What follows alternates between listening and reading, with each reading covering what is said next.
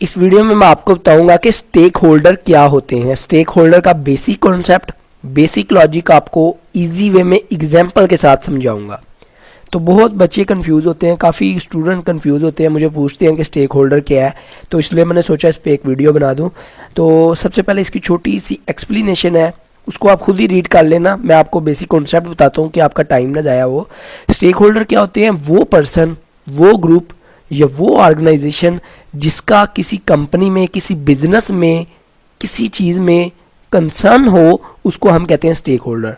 For example, किसी आदमी का या किसी भी ग्रुप का, ज़्यादा से आदमियों का, ज़्यादा से लोगों का, या किसी भी ऑर्गेनाइजेशन का किसी दूसरी कंपनी में, जिस भी कंपनी में उसका कंसर्न होता है, कोई इंटरेस्ट होता है, उसको हम स्टेक होल्डर बोलते हैं। फॉर एग्जाम्पल, ईजी वे में बताता हूँ, आपको इजी समझ आएगी।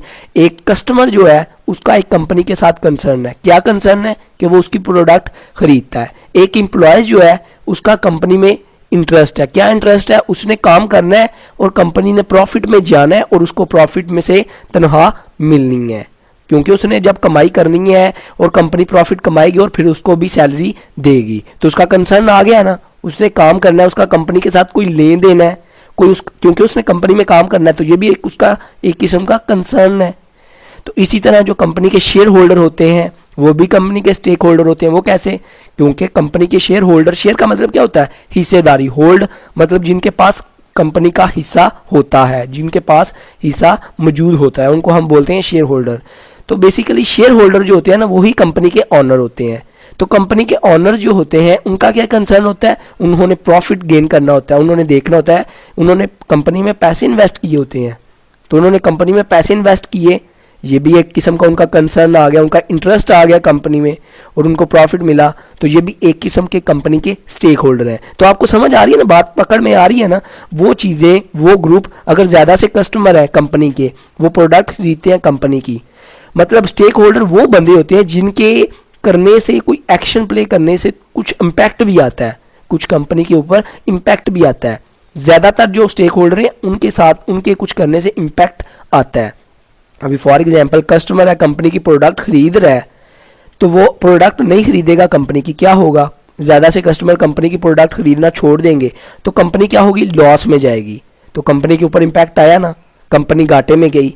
तो कस्टमर जो होते हैं कंपनी के स्टेक होल्डर होते हैं। तो स्टेक होल्डर की इम्पैक्ट एक्शन से कुछ कंपनी के ऊपर इफेक्ट आता है, कुछ फर्क पड़ता है। जैसे कंपनी के एम्प्लॉयज़ हैं, वो काम नहीं करेंगे तो प्रोडक्ट नहीं बनेगी, प्रोडक्ट नहीं बनेगी तो क्या? कंपनी लॉस में जाएगी। कंपनी के जो इन्वेस्टर हैं वो कंपनी में इन्वेस्ट नहीं करेंगे तो कंपनी के पास पैसा नहीं आएगा, कंपनी के पास मनी नहीं होगी, कंपनी किसी अपने आप को रन नहीं अच्छे तरीके से कर पाएगी। इसी तरह कंपनी के सप्लायर जो होते हैं वो भी कंपनी के स्टेक होल्डर होते हैं। क्रेडिटर जो होते हैं वो भी कंपनी के स्टेक होल्डर होते हैं। डेटर जो है वो भी कंपनी के स्टेक होल्डर होते हैं। कोई भी आपको, आपने सिर्फ एक ना पीछे लॉजिक देखना है। कोई भी आपको चीज़ बोल दे, यार डायरेक्टर है, वो स्टेक होल्डर है कि नहीं, आपने देखना है इसका कोई कंसर्न है कंपनी के साथ। आपने सोचा डायरेक्टर तो यार कंपनी के सारे काम को रन करता है, आपने अंदाज़ा लगा लिया ये कंपनी का स्टेक होल्डर है। स्टेक होल्डर की डेफिनेशन क्या है? कि वो पर्सन, वो ग्रुप, वो ऑर्गेनाइजेशन जिसका कंपनी के साथ कोई कंसर्न हो, कोई कंपनी के अंदर इंटरेस्ट हो, उसको हम स्टेक होल्डर बोलते हैं। तो वो अभी कंपनी का कंपेटिटर भी हो सकता है। आप सोचोगे कि कंपनी का कंपेटिटर कैसे यार स्टेक होल्डर हो सकता है? अच्छा क्वेश्चन है, कैसे? अभी कंपनी का कंपेटिटर है, उसने कंपनी को देखना है, उसने देखना है कि यार ये कंपनी जो है, फॉर एग्जांपल आपकी जो कंपनी है, मोबाइल बनाते हैं आप अपने कंपेटिटर को देखते हैं।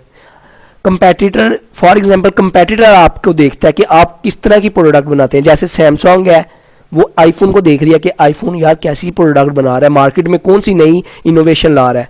तो सैमसंग का आईफोन में कंसर्न आ गया। कैसे? क्योंकि उसने उसकी प्रोडक्ट को देखा, उसकी बैलेंस शीट को देखा कि कंपनी की फाइनेंशियल पोजीशन कैसी है, कंपनी टेक्नोलॉजी कैसी अडेप्ट कर रही है। सैमसंग ने देखा आईफोन को, तो ये जो कंसर्न आ जाता है ना, इसको हम स्टेक होल्डर बोलते हैं। तो इस तरह, इस लॉजिक से कंपेटिटर भी जो है वो कंपनी का स्टेक होल्डर कहला सकता है। आई होप आपको बेसिक कॉन्सेप्ट स्टेक होल्डर का पता चल गया होगा। वीडियो अच्छी लगी हो, सब्सक्राइब और लाइक करना मत भूलिएगा। अपना बहुत ख्याल रखिएगा, दुआओं में याद रखिएगा। Good bye.